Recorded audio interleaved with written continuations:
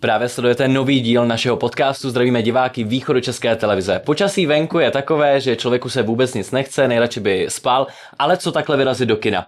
V kinech je právě nový film Šviháci a já jsem rád, že mým dnešním hostem je herečka, zpěvačka Lucie Molnárová Bugalová, maminka hlavní hvězdy Emanuela Bugaly. Ahoj Luci. Ahoj, dobrý deň, prajem.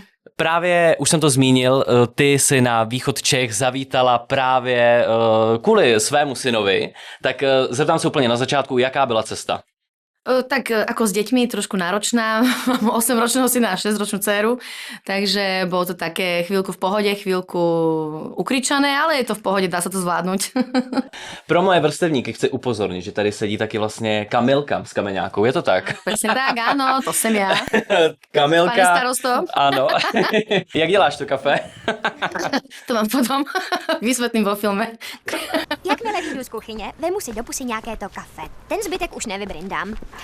A než vejdu do vaší kanceláře, ho vyplivnu zpátky do hrníčku. Mami, to je ono. Takhle. Začnu tím teda nejaktuálnějším. Tvůj syn vlastně hlavní hrdina v novém filmu Šviháci. Tak si pyšná máma? Som pyšná mama, môžem povedať, že ja som to úprimne nečakala, že by mohol mať tento talent zdedený, možno po mne, možno po mojom ex-manželovi, alebo teda po našej rodine.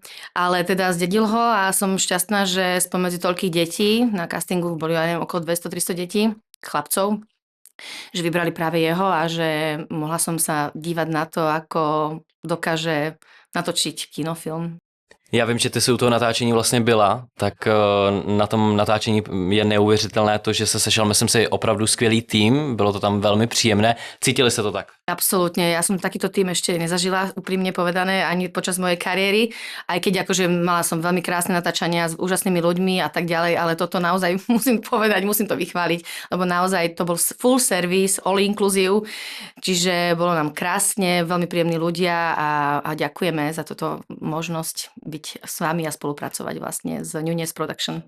Ty jsi prozradila, jak nebo zmínili jsme tady ten casting, tak můžeme vlastně prozradit divákům, jak takový casting probíhá? Áno, dostala som z castingovej agentúry teda nejakú SMS správu, že by sme mali natočiť domáce video, kde sa predstaví môj syn, koľko má rokov a tak ďalej, povie o sebe nejaké, aké má záľuby a do ktorej triedy chodí a tak.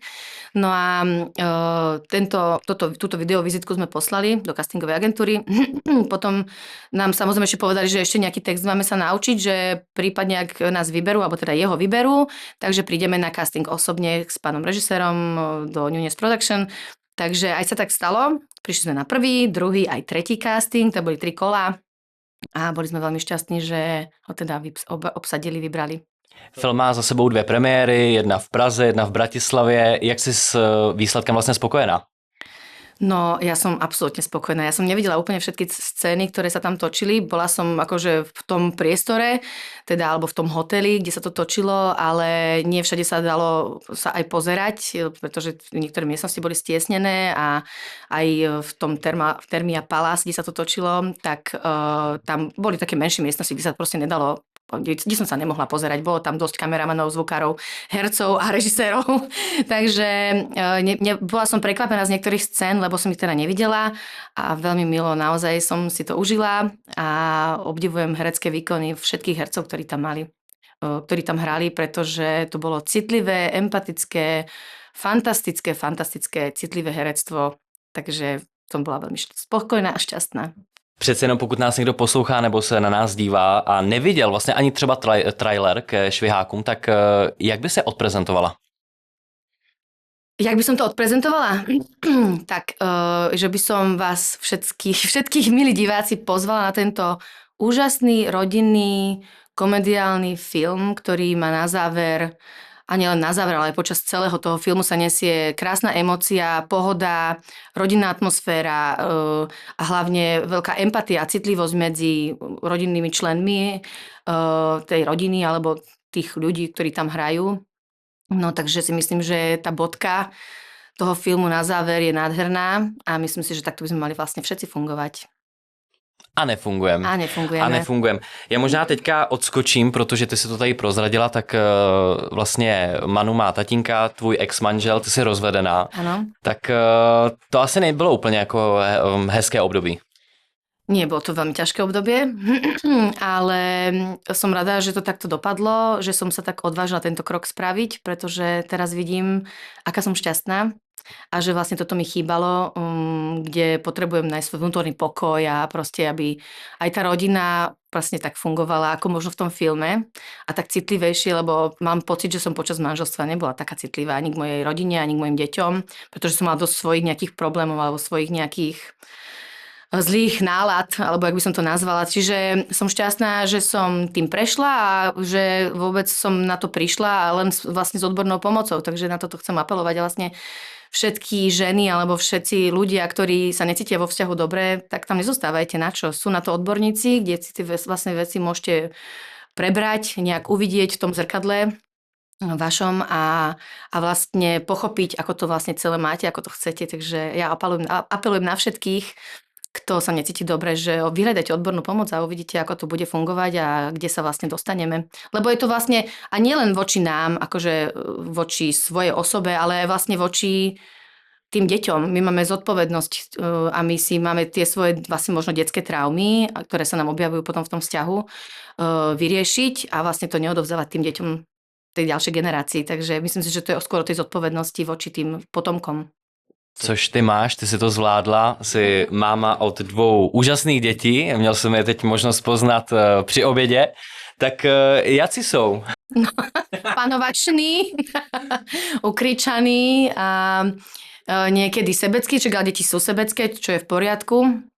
No ale tak myslím, že to všetci rodičia poznajú, že sú aj také obdobia, No a ja hľadám ten balans, ako som ti vlastne dnes povedala pri prechádzke smerom sem do štúdia, že hľadám ten balans, aby tie deti vlastne boli aj sebavedomé, ale aby teda to sebavedomie nebolo príliš cez hranicu a aby sa teda vedeli aj si vypýtať jedlo v reštaurácii, ale aby sa aj vedeli vlastne správať k dospelým, nie ako k rovesníkom, ale ako k dospelým, aby mali tú úctu a rešpekt.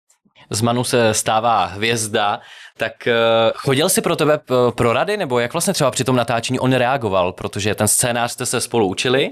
Ano. A chodil si pro ty rady? Myslím si, že ani nie. Nie, nechodil si pre rady, že ako to má hrať to vôbec, lebo mi bolo povedané od pána režiséra, že len sa naučte texty, že hlavne do toho nedávate žiadnu emóciu. Viem, že si herečka, mi bolo odkazané po ňom a že jednoducho nechcem, aby si ho niečo naučila, lebo to môže byť úplne inak, že tá emócia môže vlastne v konečnom dôsledku vypaliť úplne inak v tom filme, čiže potrebujem, aby ste sa naučili iba tie texty a že tú emóciu nechaj na mňa, lebo ja potom mu poviem, že ako. Čiže my sme sa tak aj naučili, ale ten text som sa s ním vlastne učila hlavne logicky, aby pochopil tú situáciu. Čiže ja som mu vysvetlila, o čo tam ide v tej scéne a vlastne nič iné som nepotrebovala, lebo to bolo presne to, čo bolo potrebné. Iba pochopiť ten text a on už potom prirodzene sám zahral tú situáciu, ako má. Zahral to nádherně a o to víc ještě teď můžem prozradit, že vlastně vy to máte v rodině. Manu nejen, že skvěle hraje, ale taky i zpívá, protože Manu se stal vlastně nejmladším interpretem a kolegou neuvěřitelné legendy Heleny Vondráčkové, protože spolu mají duet. Áno. Tak to je neuvěřitelné. To je neuveriteľné. Ja som sa musela normálne na natáčanie štípať najskôr, keď som ho videla, ako tancuje s pani Helenkou v rámci toho filmu a keď sa to natáčalo. A teda, ako jak s ňou vlastne komunikuje, on totiž to vôbec nevedel, kto je pani Helenka Vondráčková. My sme to vlastne, akože ja som ich k tomu neviedla, a predsa je to iná generácia, ale vlastne potom som mu ukázala fotky, ukázala pesničky, že kto to vlastne je a že teda aj niektoré pesničky pozná, pretože ja som tiež účinkovala v jednom muzikáli, kde sme spievali jej pesničky. Volá sa to, že Kvitek Mandragory alebo Sladké mámení v Brne. Potom, no a vlastne, jak tancovali spolu, tak som si hovorila, že wow, teraz je tu 60 komparzistov, 60 ľudí zo štábu, pani Helena Vondráčková, ktorá spieva Dlouhú noc, akože nezabudnutelná pesnička, generácie, roky a Manu. môj syn, ktorý tam tancuje s ňou. A vlastne treba to vidieť, lebo myslím si, že to je ten moment, tá situácia, keď si poviem, že wow, že toto naozaj sa mi práve teraz deje, že tak som sa tak štípala a potom druhýkrát som sa štípala, keď sme boli v štúdiu spolu s Helenkou a s pani Helenkou a vlastne Manu nahrával tú pesničku Vzhůru k výškám. Ta se neuvěřitelně povedla, je k tomu i krásný videoklip. Dokonce vlastně teď si mi i prozradila, že i tvoje dcerka už i maluje a dokonce ji i namalovala. Áno, normálne ju namalovala a zanechala vlastne Helenka v mojich deťoch také kúzlo, alebo neviem, ako to mám povedať, že na ju dosť často myslia a veľmi často sa o nej aj rozprávame doma a že počuje Helenka práve spieva a teraz akože vždy, v podstate skoro každý deň sa o nej vlastne rozprávame, kreslíme a dokonca aj do nejakej počítačovej hry či na mobile hry ju tam nejakým emotikonom vlastne vyskladala, alebo teda avatar si urobila a som sa pýtala, že kto je toto? To je pani. A kto to je tá pani? Pani Helenka Vondračková. A já, OK. Super. Díky natáčení a propagaci právě teď hodně cestujete, tak zvládáte to. A jak to zvládá vlastně ten Manu ve škole? No, my sme dosť často chýbali v škole, ale napriek tomu, že sme chýbali, tak sme si to vždy vlastne nejakým spôsobom dobehli, to učivo počas víkendu. Vlastne keď ja natáčala, tak počas týždňa sme točili a cez víkend, celý víkend sa vlastne učil s mojou mamou, lebo ona je tiež učiteľka. Takže s ňou dobiehávala to učenie a teda keď už moja mama nemohla, tak sme to dobiehali my. No a zvláda to fajn, myslím si, že aj pani učiteľka, ktorú pozdravujem, ak to uvidí, je veľmi ústretová a vlastne veľmi prajná, čiže ja som sa veľmi tešila, že to takto vypalilo a že vlastne sme nezmeškali veľa učiva.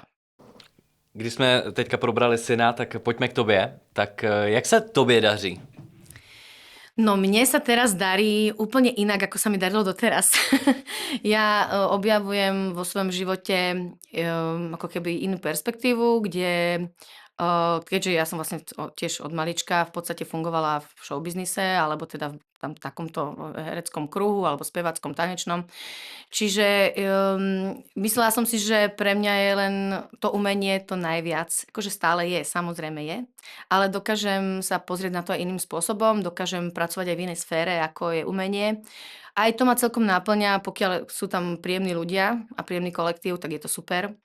Ale áno, stále ma to ťahá k umeniu, jasné. Akože od malička som na javisku od 5 rokov, takže neviem, či akože diváci neviem, či vedia pochopiť, akože ten potlesk je úžasný, hej, to je wow. Ale nie je to len o tom. Nie je to len o tom a ja hľadám vo svojom živote hlavne pokoj, rovnováhu a krásne vzťahy, lebo to si budem pamätať v živote. Aj tie krásne úspechy samozrejme, lebo to je nádherné a vlastne by som si možno prijala, aby som si to viacej užila a bola viac vďačná v tom období, keď sa to dialo. Ale teraz, lebo to je také teraz nostalgické, ale áno, mala som krásne zážitky, mala som krásne role, stretla som sa s úžasnými hercami, akože top špičkami, čiže ja som veľmi vďačná za to, pamätám si to a ďakujem vám, že som vás mohla spoznať takto osobne a sa mi aj hrať a spievať. Pro spoustu diváků, zejména tady teda v Česku, tak vlastně jsi spojená s tím Kameňákem. Ano. Tak bylo to tak uvolněné a vlastně opravdu tak komediální i opravdu při tom natáčení? Áno, to bolo jedno z tých najkrajších natáčaní, aké som mala. To bolo tak smiešné a vtipné, keďže vlastne stále sme hovorili nejaké vtipy a páni herci ďalší tam stále niečo vymýšľali aj počas tých dialogov alebo počas aj mimo vlastne natáčania, tak to bolo jedno z tých najkrajších natáčaní, aké som zažila. Naozaj hlavne ten seriál, aj ten film, aj tie diely filmové, čo boli 4, 5, Kameňák, tak boli super, ale ten seriál bol teda, to bol neskutočný zážitok, ja som si to užívala plnými dúškami. A pre mňa to bol jeden wow. Prostě wow, mám z toho iba najkrajšie zážitky. Těch několik vtipných momentů vlastně tam byly fakt opravdu díky tobě, tak jako chci se zeptat, stalo se, že by vlastně něco bylo opravdu mimo jako scénář, že něco fakt vyloženě bylo teďka? No skoro všetko. Podľa mňa skoro všetko. Však tam boli také momenty, že to človek si nepripraví. Tam musí tá energia prejsť medzi tými hercami a vlastne to vtedy vzniká to celé. Samozrejme, že sú tí herci komediálni a úžasní, akože talentovaní, ale myslím si, že to vzniká, keď si dokážu nahadzovať a ping-pong tam hrať. Vlastne pomyselne, takže myslím si, že tá dobrá atmosféra je tam aj vidieť Je. v filme. Ty jsi tam byla předabovaná, tak to je proč? Áno, myslím si, že v tých celovečerných filmoch som bola predabovaná, pretože táto pani dubbingová herečka, ja neviem, ako sa volá, ale keď budete diváci vedieť, napíšte do komentárov, lebo ja sa ospravedlňujem, ja si nepamätám meno, ale táto pani herečka ma dabovala aj vo filmoch Tři životy, Santiniho jazyk, O dívce, ktorá šlápla na chleb, ktoré som točila s Jiřím Strachom, aj toho pozdravujem. A to boli tiež neuveriteľné zážitky filmové, aj teda v rámci štábu a vzťahov. Takže dřív to takhle bývávalo, že vlastně ty si musela být, že jsi jako Slovenka? Nebo já právě přemýšlím, jako proč to je? Lebo ja som nemala dobrú češtinu a bolo to tam počuť a v Kameňáku vlastne potom v tom ďalšom, už v tom seriáli, tam už som hovorila svojím hlasom. Tam ma už nedabovali, lebo že vraj to bolo fajn. Že to bolo pekné a že to bolo vtipné vlastne, taká tá českoslovenčina. Či slovenčino-čeština. Takže to tam dali, že tu bude mať taký šmrnc. Je to sexy. Máš nějakou historku z Kameňáku, kterou diváci neznají? Tak toto si ja nepamätám, to už bolo tak dávno. Môj malý mal vtedy, Emanuel sa akorát narodil, mal asi 8 mesiacov, čiže keď sme začali točiť práve ten seriál, ale ja ani neviem. Tam vlastne tie všetky momenty sú na tom obraze, čiže potom väčšinou všetci sme boli unavení, išli sme spať, čiže tam ani neboli nejaké zážitky pomedzi, ale mala som s pánom Kikinčukom, to pre mňa bol zážitok aj teda mimo natáčania. To je tak vtipný človek, milý, úprimný, ale vlastne všetci, aj pán Vidra, vlastne wow, to je to celé krásne. Neviem povedať, akože konkrétny moment nemám. Rozumím, prostě vzpomínky. Absolútne, akože na celý ten celok v podstate, no. Chystáš něco teďka? Je vlastně, můžem prozradit, jestli třeba ty se plánuješ vrátit na to jeviště, nebo potom už vůbec jako netoužíš? No, absolútne túžim potom sa vrátiť na javisko. No už nie ako princezná, no.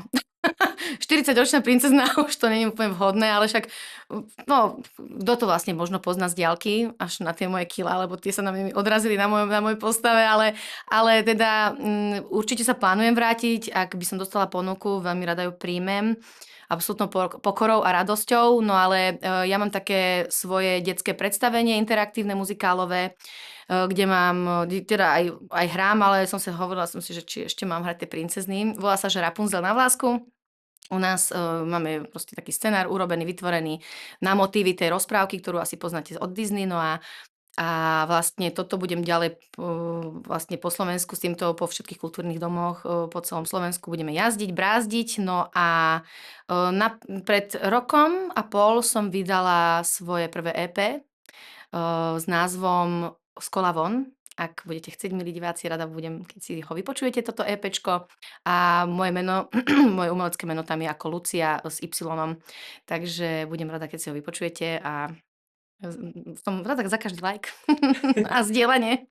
My rádi budeme sdílet. Ta hudba, co to pro tebe znamená? Je to možná, protože ten název, nevím, jestli to dobře chápu, jestli to je vlastně narážka nebo respektive odraz toho, co se ti v životě událo? Áno, je tam vlastne, áno, je to v podstate asi, by sme to tak mohli zhrnúť.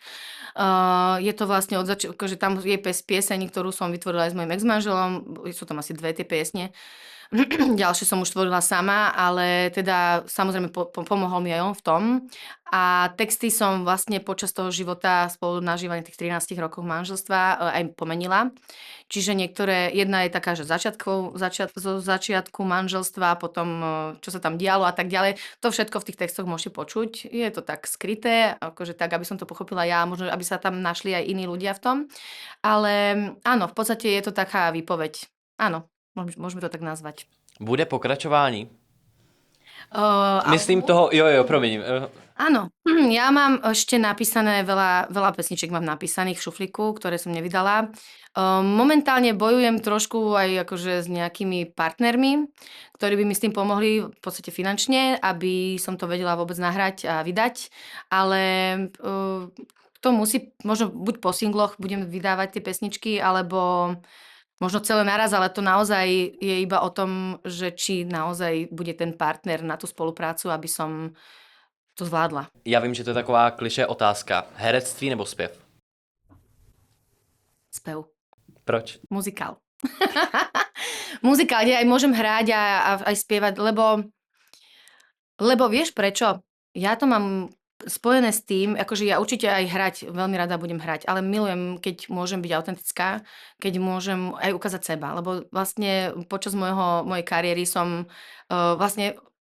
áno, počas mojej kariéry som vždy hrala iba nejaké postavy, ktoré neboli ja. Akože samozrejme, že som vychádzala z mojej osoby a z mojich skúseností, ale keď som videla tento album, tak som sa hlavne bála, pretože to je moje. Pretože to je odraz mojej duše, odraz môjho ja, proste moja výpoveď. A to je ten diametrálny akože, rozdiel pri tom. A vlastne chcela by som byť autentická, chcela by som možno do sveta niečo povedať, chcela by som ukázať, ako to mám ja a že je to v poriadku, že to tak je a že možno to máme viacerí tak a tak. Takže toto je to posolstvo. Preto sa mi viac páči možno byť na javisku, spievať, tancovať a robiť radosť možno ľuďom. A už nie depkarčiť, ale práve naopak, že mať tú hudbu takú veselú a tešiť sa z toho, že sme tu, lebo sme tu krátko. Veľmi krátko. Ja som možno v polke života. To je život. No. Podcast točíme v Hradci. Zeptám se, byla jsi tady někdy? Nikdy, je to krásne mesto.